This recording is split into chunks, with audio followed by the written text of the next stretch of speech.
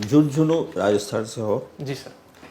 और आपने ग्रेजुएशन करी है हिंदी ज्योग्राफी हिंदी, उसके बाद आपने पोस्ट ग्रेजुएशन किया है क्या?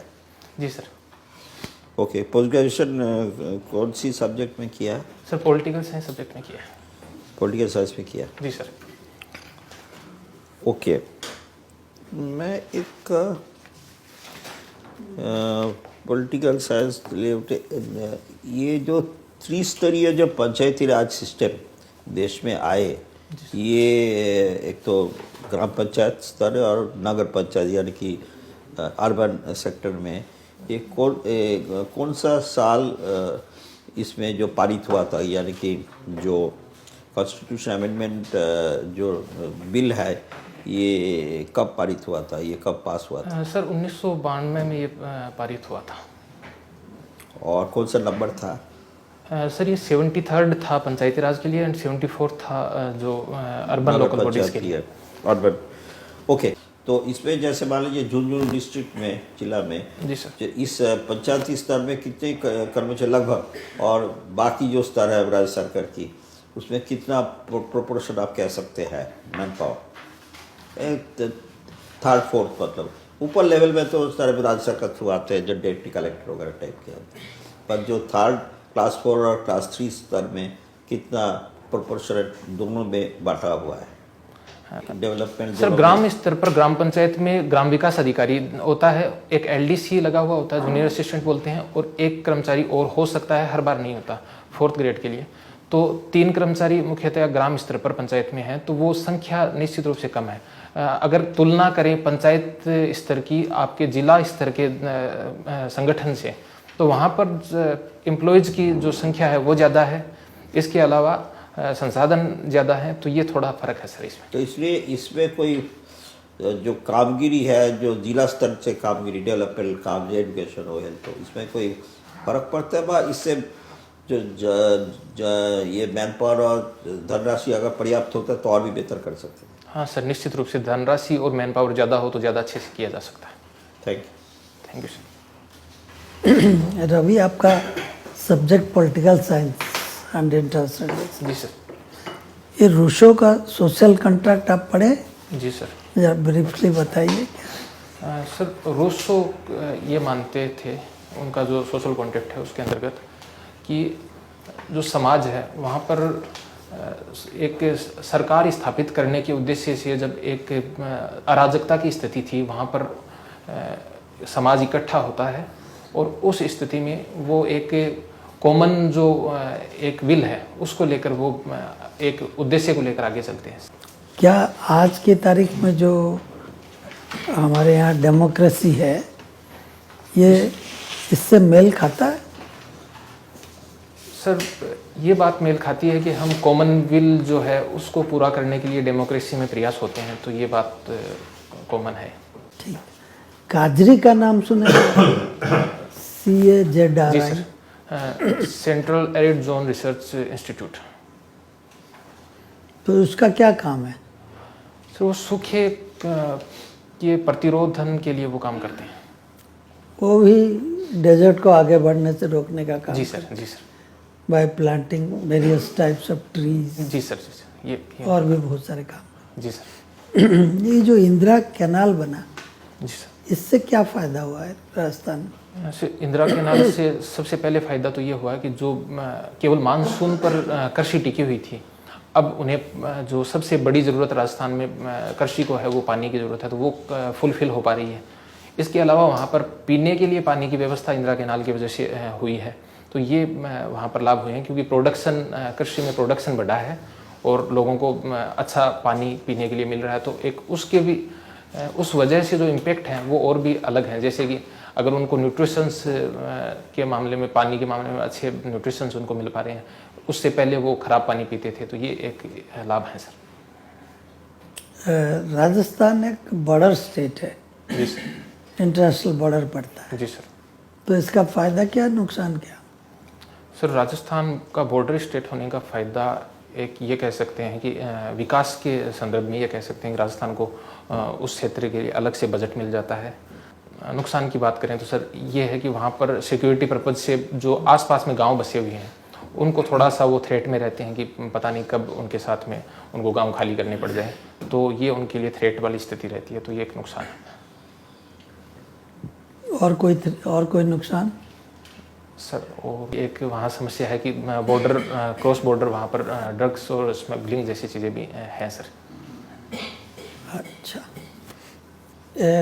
पिछले दिसंबर के कंपैरिजन में, दिसंबर 22 के कंपैरिजन में दिसंबर 23 तक 67 लाख लोग ज़्यादा इनकम टैक्स रिटर्न फाइल किए हैं। जी सर। क्या कारण है इसका? सर मैं ये कारण देखता हूँ कि एक अवेयरनेस नहीं है लोगों में। सेकंड है कि जो सरकार के द्वारा जो जीएसटी का एक प्रयोग किया गया है उस वजह से लोगों ने अपने उद्योग धंधों को रजिस्ट्रेशन उन्होंने करवाया है ज़्यादा से ज़्यादा, तो उस वजह से टैक्स काफ़ी कलेक्शन ज़्यादा हुआ और कलेक्शन के लेवल पर भी काफ़ी काम हुआ है, तो टैक्स कलेक्शन भी अच्छा होगा। तो ये मैं 3 कारण सोच पा रहा हूँ सर। अच्छा, ये जयपुर को पिंक सिटी क्यों कहा जाता है? जी सर।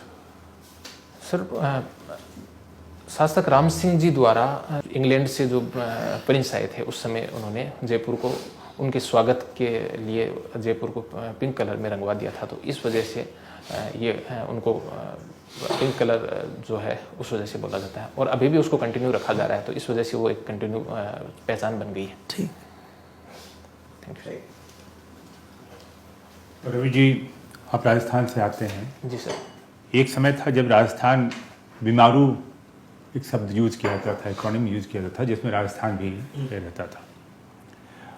अभी अगर 16th फाइनेंस कमीशन के सामने में आपको राजस्थान के लिए एडिशनल फंड चाहिए, जी सर।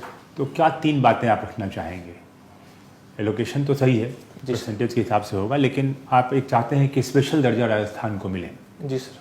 तो क्या बातें आप कहना चाहेंगे कि आपको ज़्यादा फंड की ज़रूरत है कंपेयर टू अदर स्टेट्स? जी सर। सर मैं फर्स्ट ये देखूंगा कि राजस्थान की काफ़ी ज़्यादा जनसंख्या कृषि पर निर्भर है, तो कृषि के टर्म्स में राजस्थान को स्पेशल फंड इसलिए मिलना चाहिए क्योंकि वहाँ की जो परिस्थितियाँ हैं, जैसे वहाँ की मिट्टी है वो उत्पादन के मामले में इतनी अच्छी नहीं है। एक कृषि हो गया, दूसरा बॉर्डर स्टेट है, तो इस वजह से वहाँ पर डेवलपमेंट के लिए ज़्यादा ज़रूरतें हैं। दूसरा ये कारण हो गया। तीसरा कारण मैं सर ये मानता हूँ कि वहाँ का तापमान और जो मरुस्थलीय स्थिति है वो एक ऐसी है कि वहाँ पर अलग अलग प्रकार के जो उद्योग धंधे दूसरे क्षेत्र में पनप पाते हैं वो वहाँ कम पनपे हैं तुलनात्मक रूप से, तो ये मैं एक कारण देखता हूँ।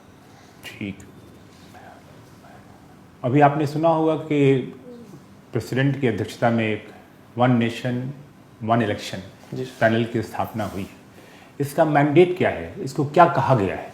इस पैनल को क्या कहा गया है? कार्यक्षेत्र क्या है इसका? जी सर।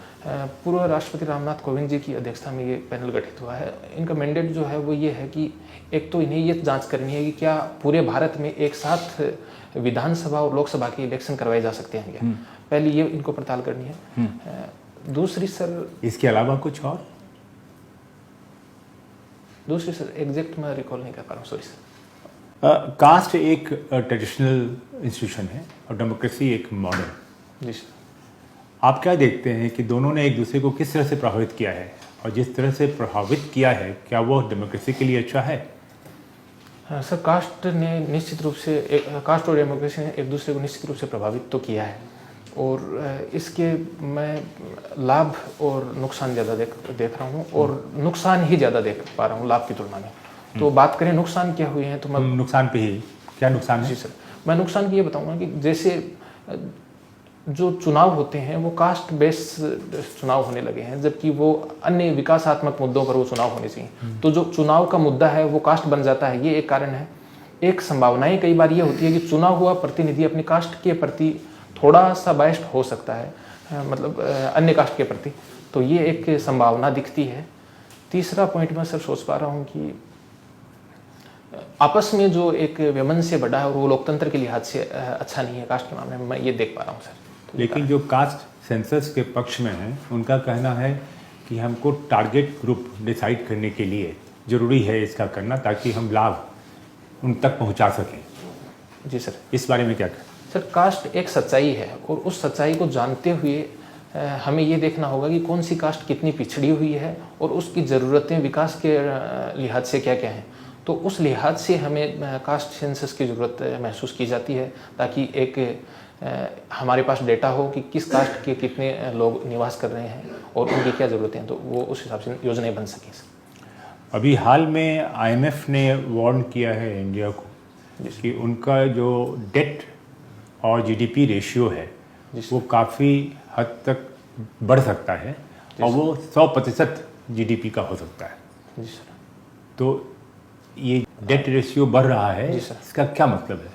सर इसका एक अर्थ तो ये है कि भारत जो है विकासशील देश है अभी, और विकासात्मक कार्यों में ज़्यादा खर्च हो रहा है, तो इस वजह से ये जो रेशियो है वो बढ़ रहा है। जो भारत की विकासात्मक ज़रूरतें पूरी करने के लिए ये हो रहा है। ऑप्टिमम यूटिलाइजेशन हो फंड का, दोनों का बैलेंस रखते हुए जी सर। जो विकास कार्यों में भी हो और प्रोडक्टिव भी रहे, ताकि हम जी सर। डेट चुकाने की स्थिति में हो।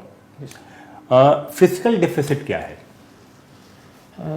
राजकोषीय घाटा सर एक सरकार की जो आय है उसकी तुलना में अगर जितना व्यय होता है, तो वो जो व्यय ज़्यादा है आय की तुलना में, वो जो व्यय का हिस्सा है वो फिजिकल डेफिसिट है सर। इसको कैसे पूरा करते हैं? इसको पूरा करने के लिए सर एक तो लोन लिया जाता है, इसके अलावा जैसे बॉन्ड्स हैं, अन्य हैं, इस तरह की काम में लिए जाते हैं। और इसको रिड्यूस करने का क्या तरीका है? अभी तो हमने कर दिया। जी सर।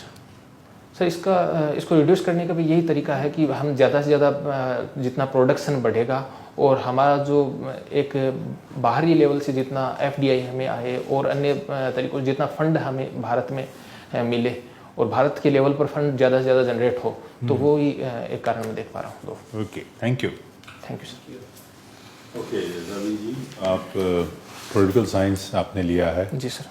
तो बताएं, एक संस्था है उसका नाम है संयुक्त राष्ट्र संघ, जी सर। ये क्या चीज़ है? संयुक्त राष्ट्र संघ सर जो विश्व के अनेक देशों ने विश्व समुदाय को एकजुट करने के उद्देश्य से एक संस्था बनाई गई है, ताकि विश्व में शांति और व्यवस्था कायम रहे, ये उनका उद्देश्य ठीक है, ठीक है। ये कब बना था? सर ये 1945 में बना था सर। अच्छा, और इसके 5 स्थायी सदस्य हैं। जी सर। आप नाम गिना सकते हैं, जी कौन सर। है वो? जी सर, अमेरिका है, यूके है, फ्रांस है, चाइना है और रशिया है। Very good. अब आप ये बताएं कि रशिया और यूक्रेन में अभी घमासान चल रही है, जी सर। इसके लिए कौन जिम्मेदार है? सर जिम्मेदार के रूप में मैं ये मानता हूँ कि एक मूल कारण देखा जाए तो जो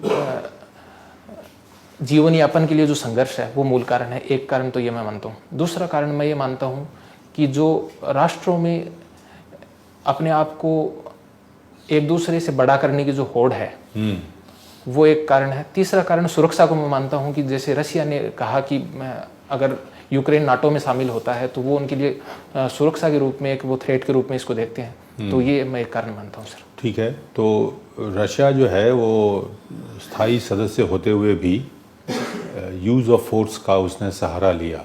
जी सर। पहला अटैक उसी ने किया जी सर। और अभी भी वो अपनी गलती नहीं मानता है, तो इसको बाकी दुनिया कैसे संभाले?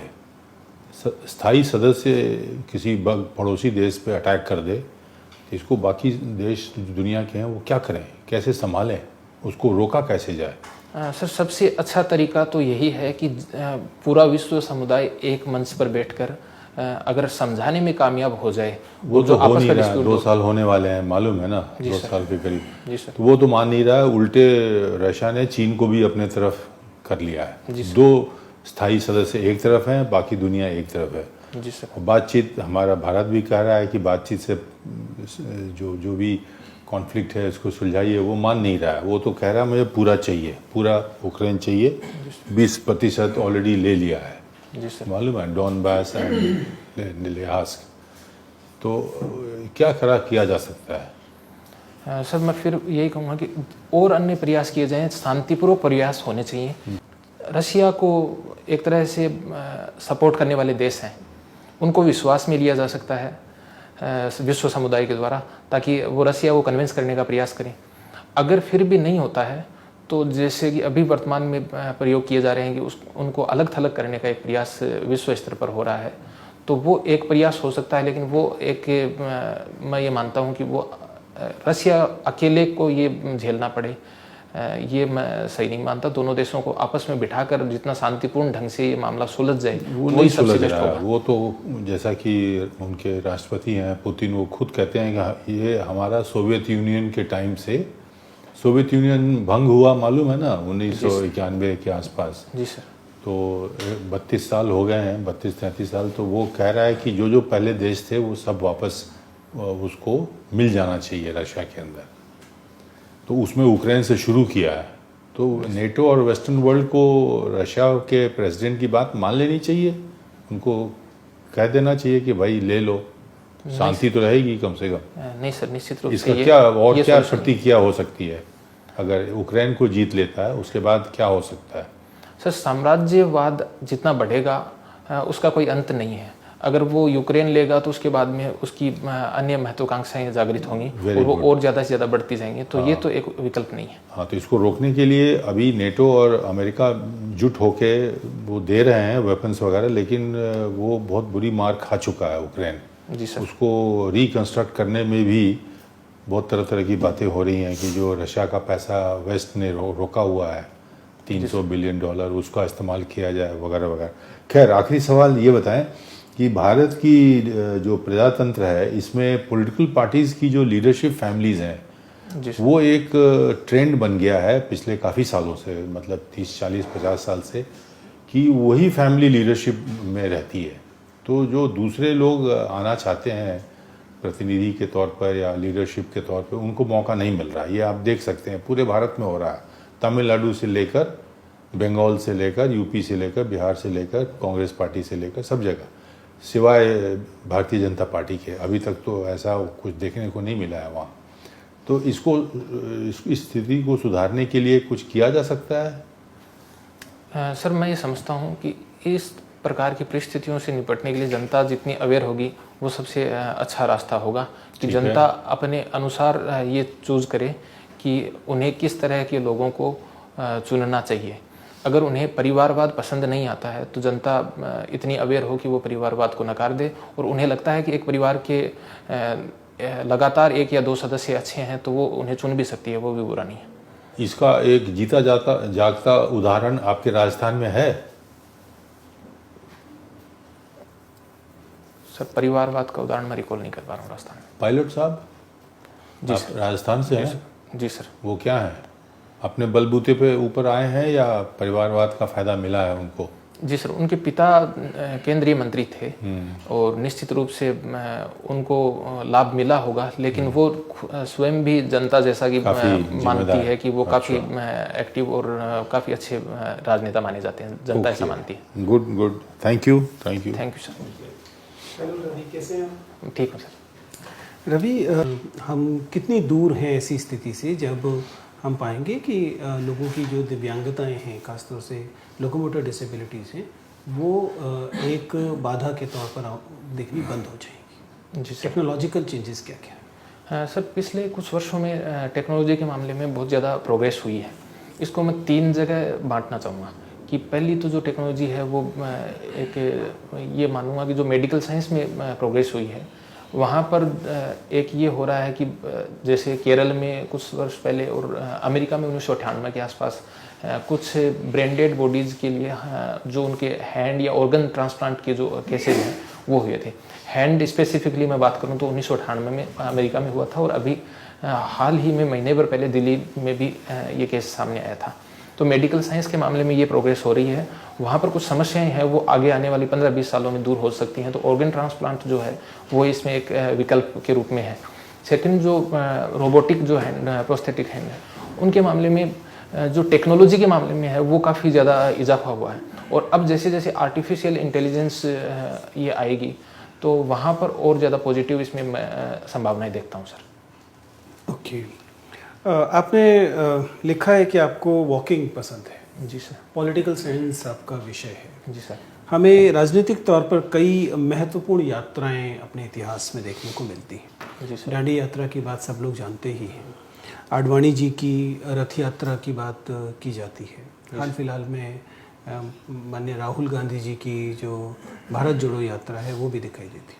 मैं चाहता हूँ कि पॉलिटिकल साइंस के विद्यार्थी के तौर पर आप इन 3 यात्राओं की तुलना करें और मुझे बताएं कि राजनीतिक तौर पर ये यात्राएं इस देश में लगातार महत्वपूर्ण क्यों बनी रहती हैं। सर, सबसे पहले मैं दांडी यात्रा की बात करूं तो दांडी यात्रा एक प्रतीकात्मक यात्रा महात्मा गांधी जी ने नमक कानून को तोड़ने के लिए की थी, जिसका उद्देश्य ये था कि हम आप जो ब्रिटिश शासन है उसके उन नियमों का हम पालन नहीं करेंगे जो हमारे जीवन स्तर को, जो नमक सबसे ज़्यादा काम में घर में लिया जाता है, तो जीवन स्तर को इतने बड़े लेवल पर प्रभावित करते हों उनको हम आंख बंद करके नहीं मानेंगे। सेकंड, जो बात करें लाल कृष्ण आडवाणी जी की जो रथ यात्रा थी, वो रथ यात्रा थोड़ी सी डिस्प्यूटेड थी। उनकी गिरफ्तारी भी बाद में बिहार राज्य में हुई थी। तो मैं ये मानता हूँ कि उस यात्रा में कुछ पार्टी के उद्देश्य भी उनके शामिल थे और निश्चित रूप से जनता भी अपने एक उद्देश्य को लेकर उनके साथ जुड़ी हुई थी, तो दोनों बातें उसमें शामिल थी। तीसरी बात करें राहुल गांधी जी की जो भारत जोड़ो यात्रा है, उसमें भी ये बात देखने को मिलती है कि निश्चित रूप से आगे लोकसभा चुनाव आने वाले हैं, तो उनका पार्टी का एक लोगों को अपने साथ एकजुट करने का उद्देश्य है ही, और निश्चित रूप से उनके पास कुछ मुद्दे भी हैं जो जेन्युइन भी हैं, उनको लेकर भी वो सरकार के सामने अपनी बात पहुंचाने का प्रयास कर रहे हैं और जनता भी उनसे जुड़ रही है। ठीक है। अभी पिछले कुछ सालों से लगातार भारत पर अंतर्राष्ट्रीय एजेंसियां, बॉडीज बार बार भारत में लोकतंत्र की स्थिति को लेकर चिंता व्यक्त करती रही। बार बार कहा गया कि भारत में फ्रीडम ऑफ स्पीच को लेकर, माइनॉरिटीज़ को लेकर, दूसरी चीज़ों को लेकर कहा गया कि भारत में लोकतंत्र की स्थिति थोड़ा सा अंतर्राष्ट्रीय एजेंसीज की नज़र में, क्योंकि भारत सरकार और भारतीय मीडिया इत्यादि हमेशा इसको काउंटर करता रहा है। मुझे बताइए कि जो अलग अलग NGOs और एजेंसीज पर FCRA के प्रतिबंध लगाए गए और अंतर्राष्ट्रीय छवि में भारत के लोकतंत्र पर सवाल उठाए गए, इन दोनों के बीच क्या रिलेशनशिप है, और अगर ये FCRA प्रतिबंध जारी रहते हैं तो क्या हमें मानना चाहिए कि अंतर्राष्ट्रीय छवि जो है हमारी और ख़राब होती जाएगी? जी सर, सबसे पहले मैं इस आरोप पर यह बताना चाहूँगा कि जो आरोप होते हैं वो बहुत सारी चीज़ों पर आधारित होते हैं। तो भारत में ऐसी स्थिति नहीं है, और जैसा कि भारत सरकार ने भी बार बार कहा कि उन एजेंसियों की जो रेटिंग, जिस तरह से वो टिप्पणियां करते हैं, रेटिंग देते हैं, तो वो भी एक वो मानक नहीं है जिसे हम स्वीकार करें और वो ही अंतिम रूप से ऐसी बात हो जिसे हम एक तरह से अपने देश के लिए वो उस छवि को हम माने। लेकिन सर, अगर मैं मानता हूँ कि अगर कहीं ना कहीं इस तरह की छवि अगर बनती है तो निश्चित रूप से उसके लिए पॉजिटिव प्रयास किए जाने चाहिए सरकारी स्तर पर, और जहाँ भी इस तरह की समस्याएं दिखती हैं उसी स्तर पर। ठीक है, थैंक यू। रवि जी, आप थोड़ा बाहर इंतजार करिएगा, आपको बुला लेंगे feedback. Okay sir, thank you. Ravi ji, आपका परीक्षा कब है? सर 5 फरवरी को है। 5 फरवरी? हाँ सर। अभी? हाँ सर। अच्छा, देखिए अब रवि जी, आपके वैसे बहुत प्लेजेंट पर्सनालिटी है। देखिए बहुत ही, अरे आपका बोलने का स्टाइल बड़ा अच्छा है, मतलब आपका शब्द का चयन है, बात जिस तक जैसे आपका वॉल्यूम है जो वॉइस का उतार चढ़ाव जो है, मॉड्यूलेशन जिसको कहते हैं, ये भी बहुत अच्छा है। अब देखिए थोड़ा बहुत आपके कुछ ही दिन है, 3-4 दिन है, तो थोड़ा राजस्थान के बारे में थोड़ा सा, क्योंकि आप उसमें काम भी कर रहे हैं, डायरेक्टरेट ऑफ स्टैटिस्टिक्स वगैरह, जी सर। तो इसलिए थोड़ा सा राजस्थान का आंकड़ा वगैरह आपके पास होगा, डेवलपमेंटल, आपके पास कोई हैंडबुक होता है ना, हाँ। जिला जुनजुनू जिला से आप काम करते हैं शायद, पर ओवरऑल राजस्थान की थोड़ा जो डेवलपमेंटल जैसे लिटरेसी रेट है, दर है, ये थोड़ी सी आप एक पास रखिए, उसको थोड़ा सा एक अंदाज़ा रखिएगा। जैसे मतलब जैसे 59 की जगह 52 कह दिए, इसमें कोई दिक्कत नहीं है, पर ओवरऑल एक अंदाजा। और अभी कल होगा आपका पार्लियामेंट में बजट डिस्कशन होगा, आज शायद वो इकोनॉमिक सर्वे रिपोर्ट भी निकल जाएगा, थोड़ा सा नजर मान लीजिएगा जी सर। क्योंकि अभी इसका फोकस क्या है, आज इस साल की बजट इंटरिम बजट है, बस तो भी कुछ फोकस अगर है कि नहीं है, स्टेबिलिटी के ऊपर है, तो इस टाइप की ये एक मुख्य फोकस एरियाज कहेंगे। और लास्ट ईयर में जब बजट का फोकस एरियाज बहुत पहले आप इतने को रिकॉल नहीं कर पाएंगे, फोकस एरियाज में इंफ्रास्ट्रक्चर डेवलपमेंट के ऊपर था, श्रम, तो उसके जॉब क्रिएशन हुआ कि नहीं हुआ, जॉब क्रिएशन बहुत हुआ नहीं। राजस्थान के संदर्भ में थोड़ी सी डिफरेंट, इसका थोड़ी सी कितना जॉब क्रिएशन हुआ।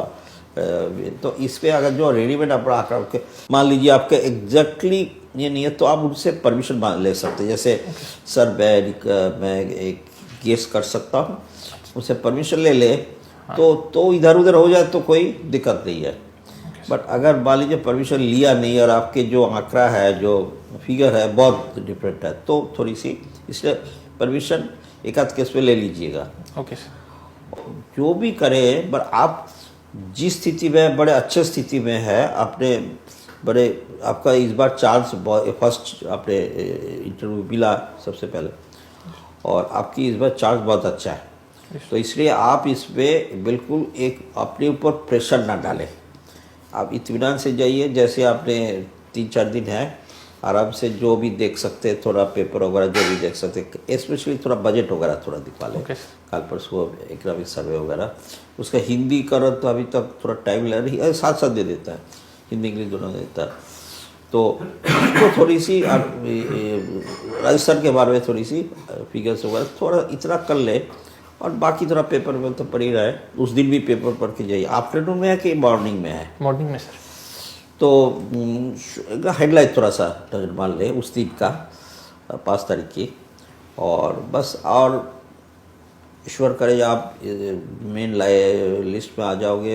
हम लोगों तो ऐसे विश्वास है कि आप मेन लाइन में, मेन लिस्ट में आओगे ही आओगे। पर अपने मन में भी वो टेंशन मत लें। अगर आप विदाउट टेंशन तो आ ही जाओगे, पर टेंशन लाएंगे तो थोड़ा उस टाइम के भ्रमित हो जाता है, मन थोड़ा सा इधर उधर भटक जाता है। तो इसलिए कॉन्सेंट्रेशन फोकस रखें।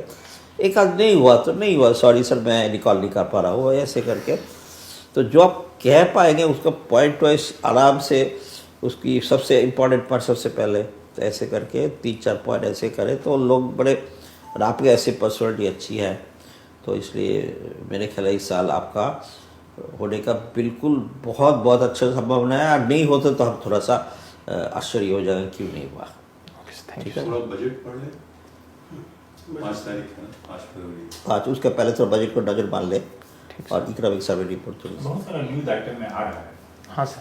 तो आपको मतलब इजी एक्सेसिबिलिटी है, मटेरियल अवेलेबल है, only you have to be alert slightly about your surroundings, what is happening around. हाँ ठीक है सर। तो नमस्कार, ऑल द बेस्ट, शुभकामना के साथ। Thank you sir.